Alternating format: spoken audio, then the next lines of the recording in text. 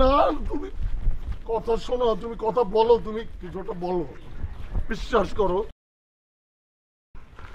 বিশ্বাস করো। তুমি মা কসম আমি ওটা করি নাই। তুমি বোঝো না কেন? আরে বোঝো, তুমি বুঝতে চেষ্টা করো। আমি তোমার কিভাবে বুঝাবো বলো? তুমি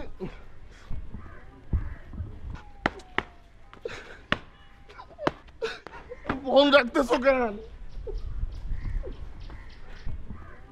কথা শোনো মা। ও মা, মা গো আমার বুক ব্যথা করতেছে, আমি কিন্তু গাড়ির উপরে লাফ দেবো। আমি তুমি কাজ করো।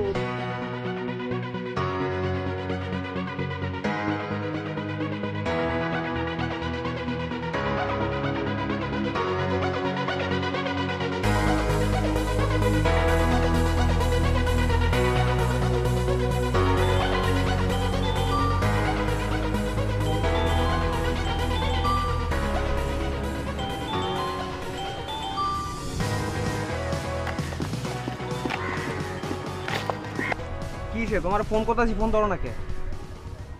আর তোমার মোবাইল তো সাইলেন্ট না, ভাইব্রেশন না, বাজতেছে, ধরো না কে? ঝগড়া করছো? তোমার মতো বয়সের একটা লোকরে ঝগড়া করা মানায়? তোমার মতো লোক এই বয়সে প্রেম করে, এটাই তো বেশি, তাও আবার ঝগড়া করতেছো। আরে তোমার বয়সের লোকজন বিয়ে শাদী করে লাইছে, গিয়া দেখো বাচ্চাও আছে, বৃত্তি পরীক্ষা দিব, তাও 5 না 8-এর। আবার কি বইয়ের দোকান খুলছো, শুক্রবার ছাড়া বাকি 6 দিন থাকে বন্ধ, তাও আবার জুম্মার পরে খোলো, আসর আগে দাও বন্ধ কইরা। তুমি যে আমার কই রাখছো আর আমি যে কই আছি এটা আল্লাহ মাহবুব ছাড়া আর কেউ জানে না।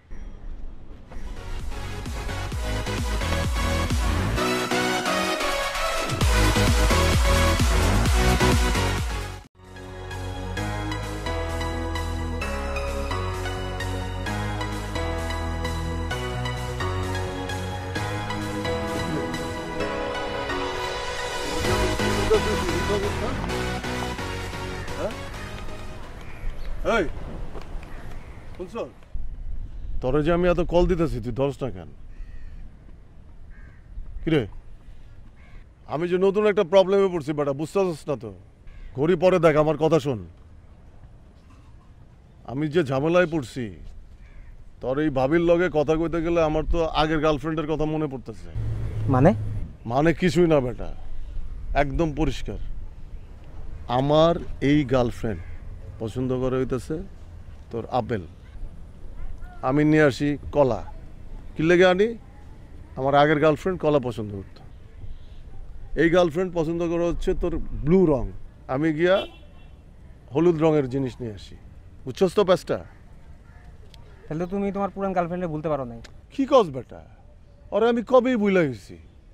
আরে বেটা, ওর সাথে আমার যখন ব্রেকআপ হইলো তখন আমার ওরে মনে হইলো শত্রু, যখন বিয়া করে ফেলাইলো তখন মনে হইলো বন্ধু, আবার যখন বাচ্চা হইলো তখন থেকে তো ওরা আমার বোন মনে হইতেছে।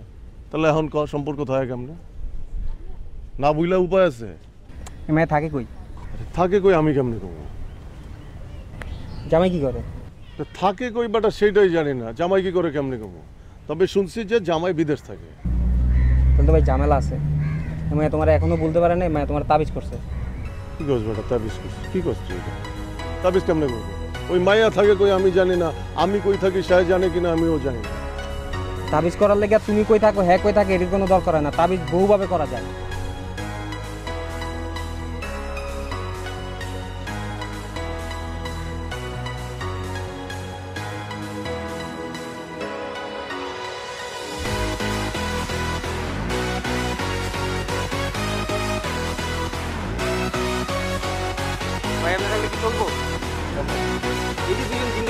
কোনো কথা নাই বার্তা নাই, সমানে ঝগড়া করতেছো। কি জিজ্ঞে লাগে?